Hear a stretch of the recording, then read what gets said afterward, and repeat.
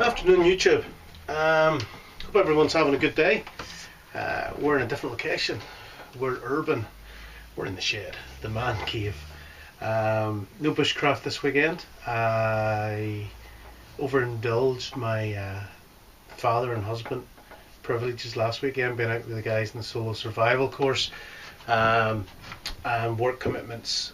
We'll have to work the next couple of weekends. And just not going to get out, but first of all, I want to come on and say thank you to all the recent subs, all those people who have jumped on board on my little adventure, my messing about with the wee camera out in the woods, watching the bits and pieces I get up to. I just want to say thanks, guys. I appreciate it. I appreciate it, your interest. I appreciate the comments, at the time that you take just to jump on board there. I don't know if you're like me, but I now sit in an evening and probably watch very little TV and just try and catch up with all the guys that I watch and are sub to myself on YouTube. So first of all, we thank you. Secondly, jumping on the back of Sergeant Fruitcake, his post this morning, his little clip, something he's been doing the last couple of days. He's been discussing his sheath. Now I just want to show you a finished working in use EDC Sergeant Fruitcake sheath. The Sarge is a very good friend of mine.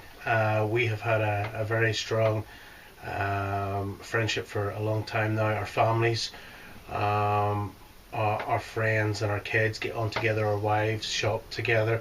So it's good for us that we can go and camp and know that the families have each other there. But the Sarge is a really good guy to know. He's very creative skills. He's very good at putting things together, and the very first sheath he made was for me. I bought my Sword peasant knife on Moonraker's knives, and I love this knife. I love the simplicity of it. I love the complexity of it. I know that's pose and poles, but it's such a simple basic knife, but it does what it needs to do. It hasn't ever failed me. It's a great tool. It's UK legal. You know, getting into the whole knife thing, it's complex. That this Multitool, which is my Leatherman skillet tool, I carry whenever I go to work. I work in a builder's yard, so I can justify carrying the likes of this with me. This is always in my pocket at work, but it's a fixed or a lock and blade, and that makes it illegal in this country.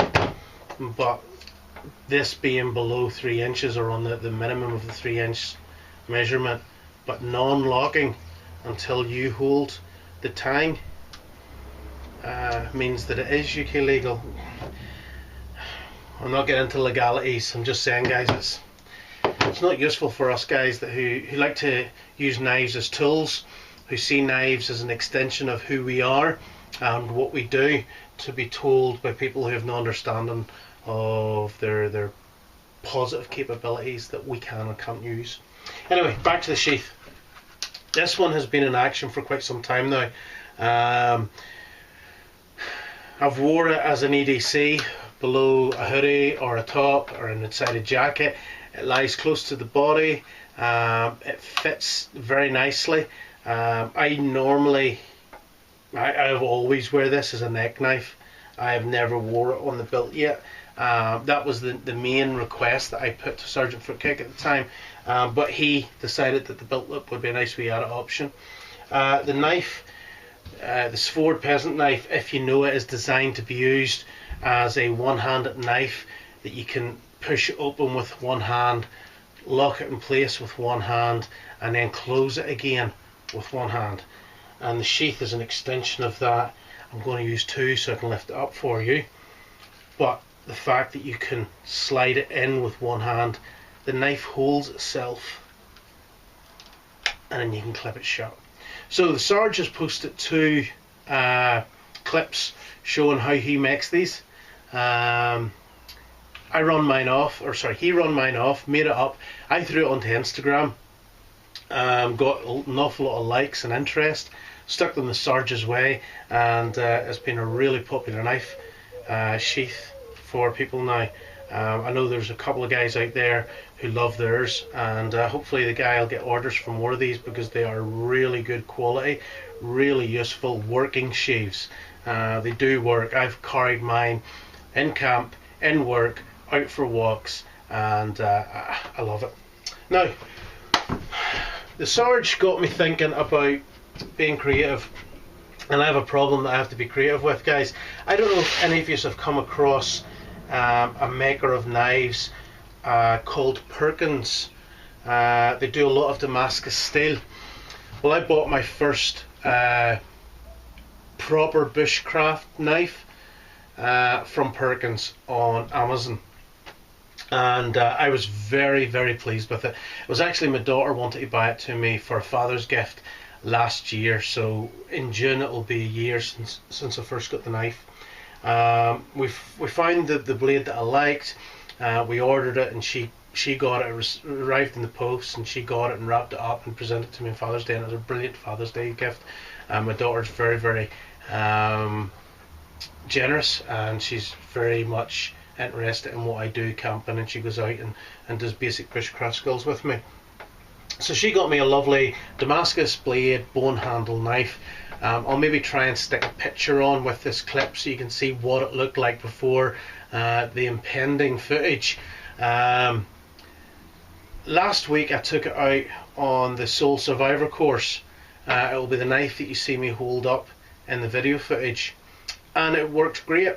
There was nothing that I did to the knife that I would have classed as abuse or misuse. It was used for basic skills, nothing elaborate. But when I came home from that course, I've noticed that the scales on the tang had started to become a bit loose, and whenever I investigated that, well, I'm just going to quickly show you what's happened.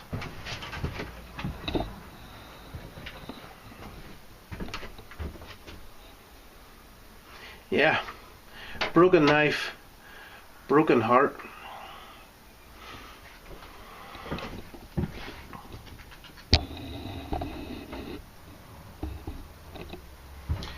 So my favourite go-to knife, and anyway, which one of us doesn't already own too many knives?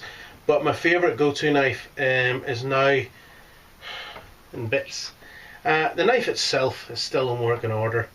It's full tang, so the steel is complete. The guard's complete. It's just left me with an unpretty knife, a knife that isn't pleasing to look at. I contacted the guys at Perkins Blade. I sent them an email. Sent them a couple of emails. Their initial response was, send us back the knife and we will check it in quality control, and if we deem there's a problem, we will replace it. And I'm kind of thinking, no. It's my go-to knife. It's a gift from my daughter. It's not just a blade, it also has sentimental meaning to me. So no guys, I'm not going to send it back to you. How about you, being a knife manufacturer, you send a knife to me in good faith as a good customer, because I have gone to these guys and since bought a second blade from them. A knife lost to them is going to mean a lot less than it would mean to me, in my eyes. I might be wrong here, guys. You can post comments and see what you think. I don't know what the consumer rights are. I don't know where I stand legally. I'm just saying, as a knife manufacturer, their market range maybe isn't as broad spectrum as if they sold shoes or sold, consumable unit goods that people would go to on a regular basis. So their clientele are the sort of people they're going to have to look after. At that point, there's no response. So I tried ringing them and was told the person I needed to speak to wasn't available, and have since had no reply or no contact. So I'm going to get creative. I work in a builder's yard, so I got my hands on a piece of rough hardwood, sapelli hardwood, and I think I'm going to try and trace out these scales and make this knife really my own. I mean, it was beautiful the way it was. The bone scales are gorgeous. They are beautiful. They're really, really nice to look at. But again, that's something that they produced. That's a gift from my daughter. It'll always have sentimental feelings and value, and there'll always be that when every time I take it out with me, I'm taking a little bit of her out with me. So I think I might just hold on to it and try and be creative.